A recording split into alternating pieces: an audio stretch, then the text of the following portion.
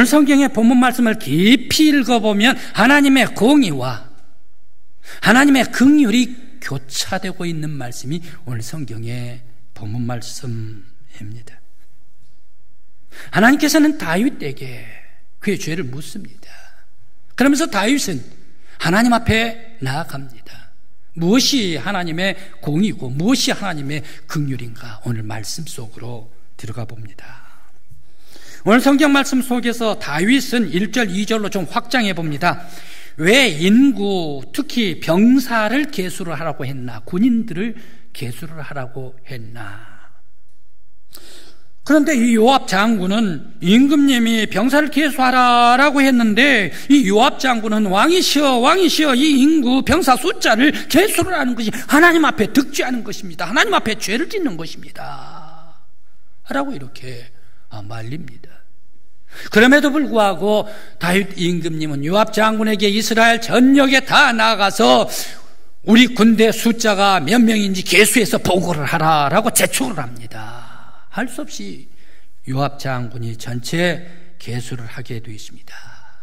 그래서 보고를 합니다. 여기에서 왜 다윗 임금님께서 병사, 군인들 숫자를 계수를 하는 게가 하나님 앞에 죄일까? 다른 신하들은 계수를 하면 죄가 되지를 않는데, 다른 신복들은 계수를 해도 죄가 되지를 않는데, 왜 유독 다윗만 바로 이 병사, 군인들의 숫자를 셀 때에 그것이 하나님 앞에 죄가 되는가 생각을 해봅니다. 우리 대한민국 남성들은 거의 다 군대를 갑니다. 그런데 군대를 가면 연병장에 아침 조회를 합니다. 조회를 하면 자기의 고향을 향하여 기도를 하게 합니다. 그러면서 모든 사람들, 이제 병사들 다 숫자를 셉니다. 조회를 하면서 계수를 합니다. 이게 일상생활입니다.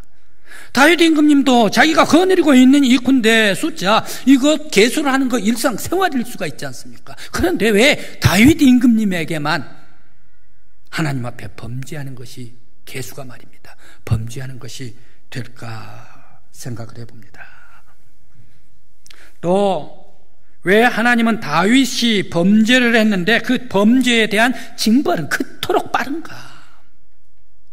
하나님께서 선견자 갓에게 말씀을 하십니다. 다윗에게 일러라. 내가 3가지 징벌을 내릴 테니 이 셋 중에 하나를 다윗에게 선택하라 라고 얘기를 하라 라고 말합니다. 그러면서 3년간 이스라엘 땅에 기근이 올 것을 선택을 하든지, 석 달간 적에게 피해가지고 쫓겨다닌 것을 선택을 하든지, 아니면 3일간 전염병 온역이 이스라엘 내에 들어가지고 수많은 사람들이 죽든지, 이 3가지를 택하라 라고 이렇게 하나님께서 말씀을 하십니다.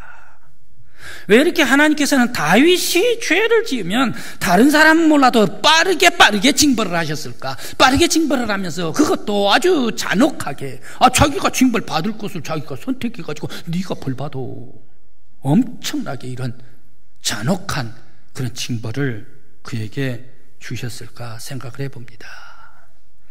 다윗이 범죄를 하면 다른 사람보다 훨씬 더 빠르게 징벌이 오고 훨씬 더 잔혹하고 혹독한 것을 우리가 볼 수 있습니다. 다윗은 밧세바와 간음을 했습니다. 밧세바와 간음한 후에 다윗의 삶은 어떻습니까? 다윗은 정치적으로 왕입니다. 제국적인 그러한 제왕입니다. 그래, 정치적으로 잘 나갔죠. 그런데 다윗의 가정을 뜯어보면, 안으로 들여다보면 어떻습니까? 참 피말리는 가정입니다. 참 괴로운 가정입니다. 다윗 밧세바 간음했던 그 사이에 낳았던 이 아들 죽어버립니다. 그리고 그의 딸, 예쁜 딸 다말이 있는데, 큰아들, 다윗의 큰아들, 그 오빠가 성폭행을 해버립니다. 그리고 이 큰아들 암놈은 동생 압살롬에게 살해되고 맙니다. 또 다윗은 압살롬 자기 아들에게까지 왕위를 찬탈을 당합니다. 이 정도 되면 다윗의 가정은 어떻습니까? 괴로운 가정이. 왜? 밧세바를 범했기 때문에 다윗에게 있어서의 징계는 빠르고 혹독했다라고 라는 얘기입니다. 다윗 왕이 죄를 지면서 다른 사람들보다 징벌이 빠르고 혹독했는데, 그런데 빠르게 오는 이 징벌을 다윗은 받으면서도 셋 중에 택하라 할 때에 다윗은 무엇을 택하고 있습니까? 내가 사람들에게 빠지지 아니하고 하나님에게 빠지겠습니다 라고 간청을 하고 있을까요?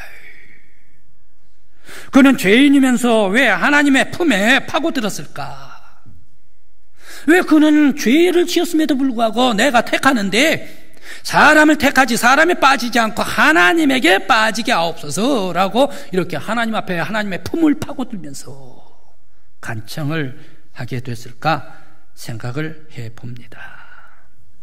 먼저 다윗의 기회수가 하나님 앞에 큰 죄가 된 것은 바로 그것은 하나님을 잊어버렸습니다. 그리고 잠시 군대를 의지했습니다. 전능하신 하나님을 잃어버리고 사람들의 손, 군인의 손, 병사의 손에 자기 나라를 의지했던 다윗이었습니다. 바로 이것이 죄가 되었더라. 여러분들께서 잘 알듯이 다윗 어렸을 때에 큰 전투를 했습니다. 골리앗과 전쟁을 했습니다. 골리앗, 엄청나게 큰 골리앗, 그 앞에 조그마한 다윗 어린 소년. 골리앗이 칼과 단창으로 나옵니다. 그때에 다윗이 뭐라고 얘기를 합니까? 너는 칼과 단창으로 나오느냐? 나는 만군의 여호와 하나님의 이름으로 나아가노라 라고 전쟁에 나아갔습니다. 그러면서 이깁니다. 그 다음에 블레셋, 모압이 침공에 들어옵니다. 다메섹, 에돔, 암몬, 아람 등 수많은 적들이 침공에 들어올 때에 그 적들을 맞이해서 싸웁니다. 싸울 때에 싸우는 쪽쪽 바로 이 다윗은 무엇으로 나아갑니까? 만군의 여호와 하나님의 이름으로 나아갑니다. 그러면서 하나님 앞에 기도합니다. 하나님이시여, 이 싸움 전쟁이 있습니다. 이 싸움 전쟁에 내가 갈까요 말까요? 하나님께 먼저 물어봅니다. 그때 하나님께서 응답을 주실 때에 내 손에 이 전쟁을 붙였느니라 라고 응답을 주시면 그대로 나가서 싸웁니다. 응답받고 나가서 전쟁하는 이 다윗의 전투는 백전백승했습니다. 하나님께서 함께해 주셨기 때문입니다. 그는 한 번도 사람과 군대의 수에 의지를 하지 않고 하나님을 의지하고 전쟁에 나아갔습니다. 그러던 다윗이 늙어가게 되자 힘이 빠집니다. 그렇게 되자 요압에게 계수를 하라 명령을 합니다. 그러면서 명령을 할 때에 이스라엘 북쪽에 80만 명, 남쪽에 30만 명, 도합 130만 명입니다 라고 요압 장군이 이스라엘 병사를 보고를 해줄 때에 다윗은 어떻게 했습니까? 무척 기뻐했습니다. 그래서 매우 기뻐하면서 이 군대를 의지했습니다. 바로 이 군대가 나를 보호해준 병사들이다. 바로 이것이 죄입니다. 말년에 하나님을 잠시 잊어버리고 말았습니다. 믿음으로 하나님만 믿고 나가야 합니다. 군대를 그런데 의지를 했습니다. 병사들의 힘을 의지를 했습니다. 다윗이 늙고 힘이 없으니 병사들의 힘에 의지를 하면서 이 병사가 나를 지키고 보호해 줄 것이라 라고 믿고 하나님을 떠난 것이 다윗에게 큰 죄였습니다. 하나님 앞에 범죄한 이 다윗, 하나님은 용서하지를 아니했습니다. 바로 하나님께서 징계가 바로 몰아쳤습니다. 그 징벌 3가지 중에 하나를 택하라. 3일간의 온역을 택합니다. 3일간 온역이 되는데 이스라엘 온 지역에 퍼져나가면서 7만 명이 다 3일 만에 죽어버리고 맙니다. 우리 믿음의 성도 여러분, 다윗은 이와 같이 범죄할 때에 징계가 빨랐습니다. 하나님을 의지해야 되는데 사람을 의지하고 군대를 의지하다 징계를 받았습니다. 오늘 우리 믿음의 모든 성도 여러분들께서 우리들은 무엇을 의지할까? 사람을 의지할까? 아닙니다. 권력을 의지할까? 아닙니다. 세상의 힘을 의지할까? 사람 군대를 의지할까? 나를 지켜주시고 나를 보호해 주시는 분은 우리의 산성이시오, 우리의 바위시오, 우리의 피난처시오, 우리의 영원한 요새 되신 여호와 하나님만이 나의 힘이 되는 줄 믿습니다. 바로 여호와 하나님을 의지하는 저와 여러분들이 되시길 간절히 기원합니다. 여러분들이 역사 속에 잘 아시는 인물이 있습니다. 제1로마 제국 시절 때에 제1차 3두 정치를 할 때 가장 강력했던 막강한 사람, 바로 그 사람이 케자르, 카이저, 시저, 똑같은 사람입니다. 바로 이 시저입니다. 이 시저가 자기의 양아들을 세웠습니다. 자기 아들이 없기 때문에 양아들을 세웠는데 이 양아들을 브루투스한테 모든 것을 다 맡겼습니다. 너무너무 잘해줬습니다. 신복 중에 신복, 최고의 신복이었습니다. 그런데 반란이 일어났네요. 이 케자르를 아주 반대하는 그런 사람의 반대가 있었습니다. 반란이 일었습니다. 그런데 그 반란에 누가 있습니까? 바로 이 브루투스가 있습니다. 그 브루투스의 그 칼, 자기의 양 아들의 칼에 찔려서 시저가 죽게 됩니다. 그때 마지막 한마디 했던 얘기가, 유명한 얘기가 있습니다. 브루투스, 너도 하면서 죽어갔던 시저 케자르였습니다. 사람을 의지하고 사람에게 맡기다가 보면 죽고 파멸되고 맙니다. 우리 성도 여러분, 우리들은 날이 갈수록 젊을 때나 장정일 때나 늙어갈 때나 오직 여호와 하나님 예수 그리스도 십자가만을 의지하는 여러분들이 되시길 간절히 기원합니다. 그러면 왜 하나님은 다윗에게 징계를 빠르게 그리고 혹독하게 내리셨을까? 하나님께서 다윗에게 징계를 빠르게 내리신 이유는 하나님께서는 사랑하는 사람, 특히 사랑하는 사람에게 징계는 빠르다는 얘기예요. 특별히 하나님께서 기대하는 사람에게 이 징계와 그리고 혹독한 이러한 징계를 주게 됩니다. 하나님은 다윗을 너무너무 많이 사랑했습니다. 다윗을 너무너무 많이 사랑했기 때문에 기대치도 높았습니다. 그래서 이 다윗에게 기름을 부어가지고 하나님 나라의 수호자로 만들기 위해서 기름 부어서 왕으로 세웠습니다. 이런 막중한 사명을 받은 다윗이 하나님의 길을 잃어버리고 실망시킬 때에 징계는 빠르고 혹독하게 내렸습니다. 하나님께서 다윗을 용서하기 위해서 징계를 내리십니다. 오늘 성경 말씀에 15절 말씀에 그런 말씀이 있습니다. 다윗이 회개하고 엎드려 하나님 앞에 회개할 때에 하나님께서 천사에게 징계 내렸던 것, 이것을 그만두라라고 얘기를 합니다. 그러면서 하나님께서 이 징계 내렸던 것을 후회했다, 뉘우쳤다라고 말씀을 하십니다. 무슨 얘기입니까? 하나님은 회개하고 참회하고 고백하는 사람 죄를 다 씻어주신다, 맑게 씻어주시는 하나님이시기 때문에 징계를 내리십니다. 또 하나님의 공의를 나타내 주십니다. 바로 이 다윗, 그가 죄를 지었기 때문에 죄를 지으면 반드시 벌이 있다, 하나님의 공의를 나타내 준 사건이었습니다. 왜 이렇게 하나님의 징계가 다윗에게만 빨랐는가? 하나님은 자신의 범죄를 깨닫고 돌이켜 회개할 때에 그 영혼을 더욱더 아름답고 빛나게 만들어 주셨습니다. 그리고 회개한 다윗에게 더 큰 은혜를 부어주셨습니다. 하나님께서는 고백하고 죄를 고백하고 회개하는 영혼, 그 영혼을 더욱더 아프게 괴롭게 힘들게 세속적으로 놓아두시질 않습니다.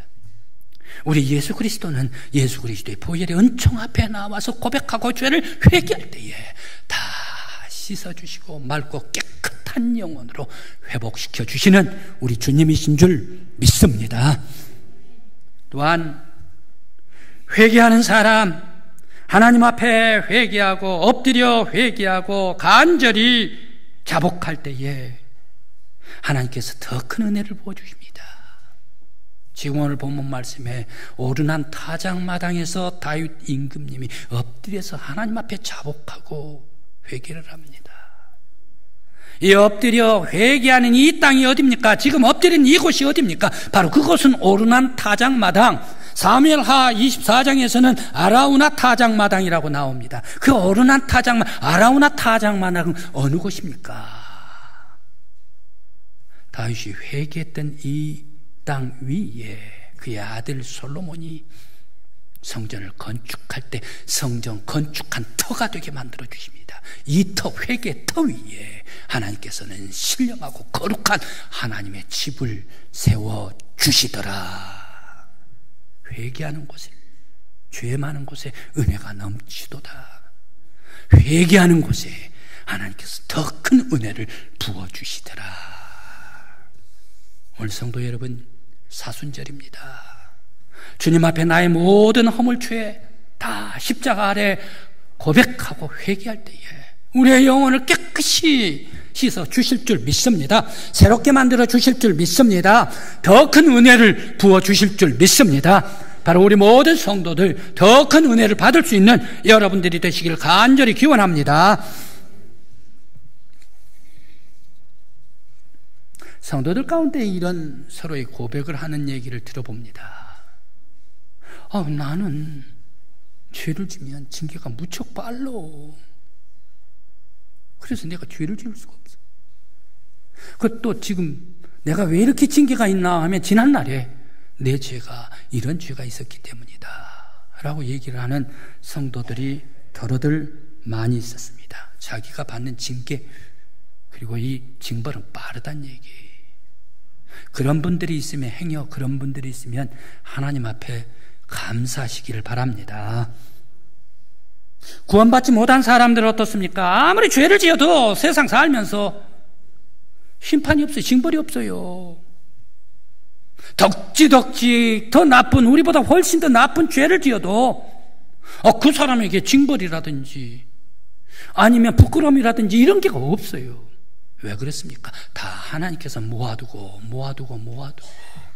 예수님께서 먼 훗날 재림하시면서 백보좌에 앉으셔서 심판하실 때에 바로 그 사람들 다 백보좌에서 심판받고 영원한 영벌에 던져버리기 위해서, 심판하기 위해서 그들은 이 세상에 징계가 없고 이 세상에 징벌이 없다라는 사실입니다.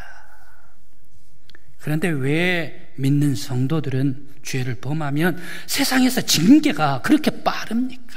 힘들고 어렵습니까?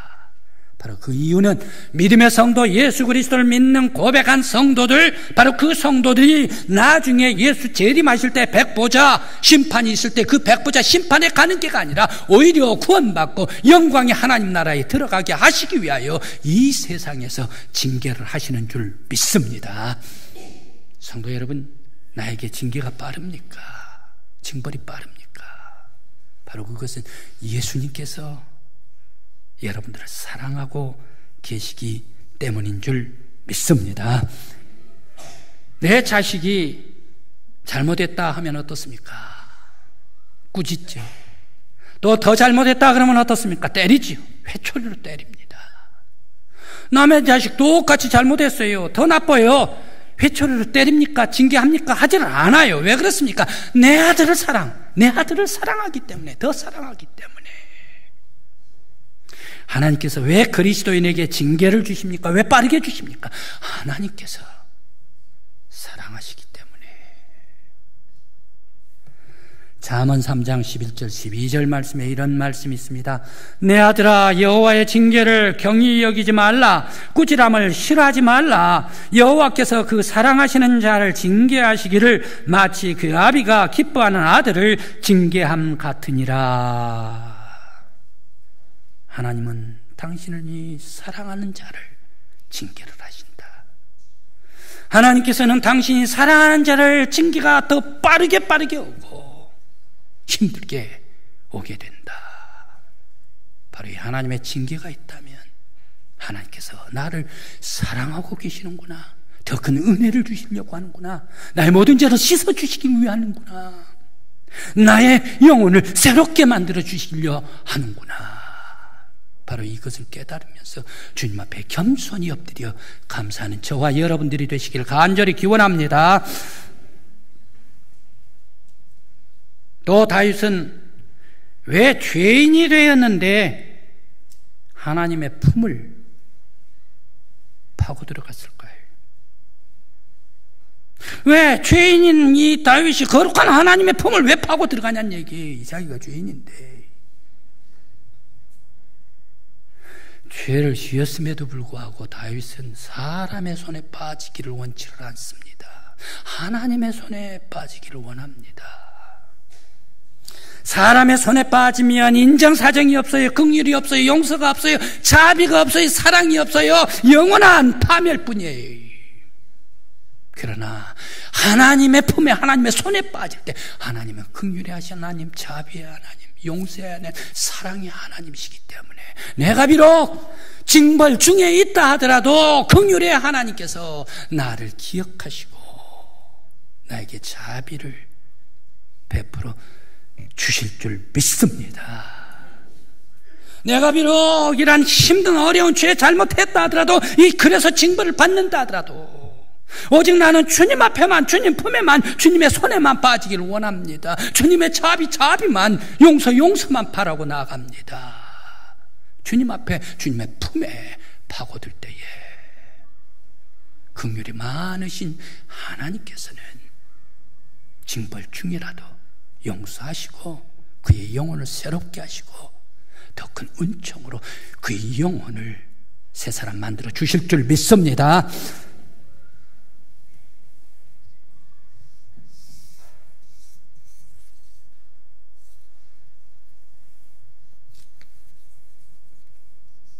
우리의 자녀들이